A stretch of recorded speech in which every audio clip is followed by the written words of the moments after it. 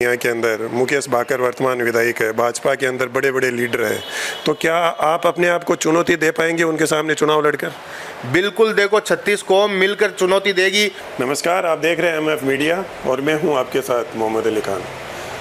जैसा कि आपको पता है कि राजस्थान के अंदर विधानसभा चुनाव आने वाले हैं और चुनावी सरगर्मियाँ हैं वो बहुत तेज़ हो चुकी है। तो आज हमारे साथ स्टूडियो में मौजूद है AMIM से टिकट की दावेदारी कर रहे हैं हाजी आसिफ खान, जो शहरियाबाद से हैं। आइए उनसे जानते हैं, चुनाव के बारे में चर्चा करते हैं और वो कहां से आते हैं और चुनावी जो राजनीति है उसके अंदर वो कब से हैं। हाजी आसिफ खान, सबसे पहले आपका हमारे चैनल में स्वागत है। शुक्रिया भाई साहब आपका। सबसे पहले हाजी आसिफ खान, मैं ये चाहूँगा कि आप अपना परिचय दीजिए। कहाँ तक आप पढ़े लिखे हैं, कौन सी पार्टी से आप टिकट मांग रहे हैं, कहाँ से आप आते हैं? जी, मैं लाडनू शहरियाबाद का रहने वाला हूँ, वार्ड नंबर 1 का। मेरा नाम आसिफ खान कायम खानी है पूरा, और मैं 10वीं क्लास तक पढ़ा लिखा हूँ।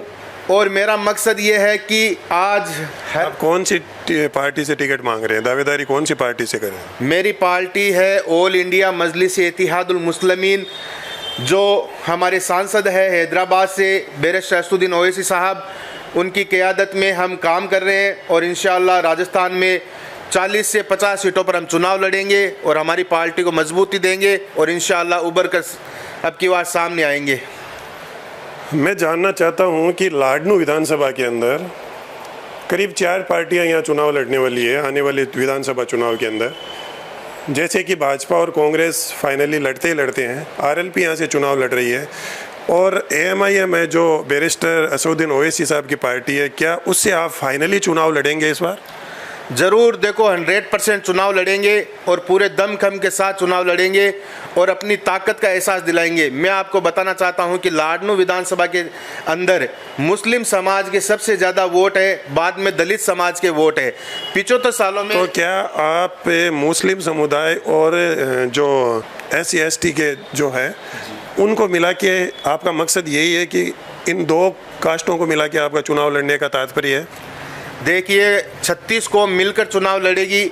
मैं ये कहता हूँ कि हक और अधिकार से वंचित ये 2 ही कौम ज़्यादा है कि इनको हक और हकूक़ नहीं मिला है, इनको हिस्सेदारी नहीं मिला है, क्योंकि ये लोग सबसे ज़्यादा पिछड़े हुए लोग हैं। ये आज एजुकेशन में देख लीजिए, सरकारी नौकरियों में देख लीजिए, सरकारी विभागों में देख लीजिए, कहीं पर भी देख लीजिए, ये आपको सबसे ज़्यादा 2 जाति बहुत कम मिलेगी, क्योंकि इनकी रहनुमाई करने वाले लोग आगे नहीं आए। क्योंकि रहनुमा आपने देखा होगा कि हम लोगों ने 75 सालों से दूसरों को बनाया, और दूसरों को बनाने में उनको फ़ायदा क्या हुआ? फ़ायदा ये हुआ कि उनके समाज आज प्रोग्रेस किया। आज हर जगह सरकारी अधिकारी है उनके समाज के हैं, कहीं पर भी चले जाओ, छोटे से लेकर बड़े तक उनके समाज के अधिकारी हैं। अब हमें भी ये चाहिए, क्योंकि हम कुछ करना चाहते हैं तो राजनीतिक पावर होना जरूरी है। अब सत्ता की ताकत से हम कुछ भी करवा सकते हैं, बड़ी सी बड़ी। कोई SC ST का बड़ा नेता हो जिससे आपकी मुलाकात हुई हो चुनाव को लेकर? जी, हमारे संपर्क में है, बहुत बड़े नेता भी ST के दलित समाज के हैं हमारे संपर्क में, और भी कई नेता हैं, और इंशाल्लाह चुनाव में मैं नाम जानना चाहूँगा, कौन सा ऐसा नेता है जिससे आपकी चर्चा हुई है? नाम तो देखो आपके सामने उजागर करेंगे, क्योंकि हमारे गठबंधन की बात चल रही है, और गठबंधन होने के बाद ही हम आपको बताएंगे, क्योंकि पार्टी सर्वप्रथम है। पार्टी जब भी ऑफिशियली ऐलान करेगी तब आपको बताएंगे। राजस्थान के अंदर कितनी सीटों पर आपकी पार्टी चुनाव लड़ेगी? राजस्थान के अंदर 40 से 45 सीटों पर चुनाव लड़ने की हमने कोशिश कर रहे हैं, कैंडिडेट तैयार कर रहे हैं, और इंशाअल्लाह मजबूती के साथ जहां हमारी पार्टी ताकतवर है वहां पर हम चुनाव लड़ेंगे। जिस प्रकार से लाडनू विधानसभा के अंदर मंजे हुए खिलाड़ी हैं, यहाँ के अंदर मुकेश भाकर वर्तमान विधायक है, भाजपा के अंदर बड़े बड़े लीडर हैं, तो क्या आप अपने आप को चुनौती दे पाएंगे उनके सामने चुनाव लड़कर? बिल्कुल, देखो 36 कौम मिलकर चुनौती देगी।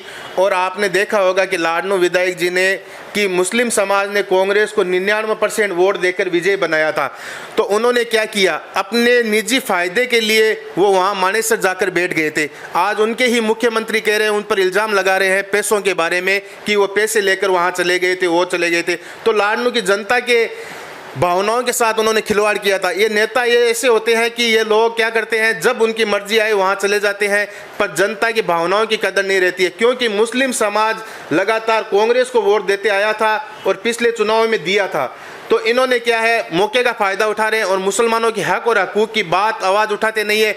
चाहे कोई भी मामला हो, ये चाहते हैं कि हम मुसलमान की आवाज़ उठाएंगे, मुसलमान के लिए बोलेंगे तो कहीं ना कहीं हमारी राजनीतिक ज़मीन खिसक जाएगी, हिंदू वोट नाराज़ हो जाएंगे, इसलिए ये मुसलमान की आवाज़ खुलकर उठा नहीं पाते हैं। तो क्या मालूम है कि आप सिर्फ मुसलमानों के नेता हो या फिर सभी 36 कौम के नेता हो? नहीं, हम 36 कौम की आवाज़ उठाते हैं। आज आप देख लीजिए, संसद के अंदर एक ही आवाज़ है, बैरिस्टर असदुद्दीन ओवैसी साहब, वो खुलकर 36 कौम की आवाज़ उठाते हैं, 36 कौम के लिए बोलते हैं। कोई भी मुद्दा हो जो जायज़ बात है, जायज़ मुद्दा होगा, उसमें वो सर्वप्रथम आगे की पंक्ति में तैयार मिलते हैं और आवाज़ उठाते हैं हर समाज के लिए।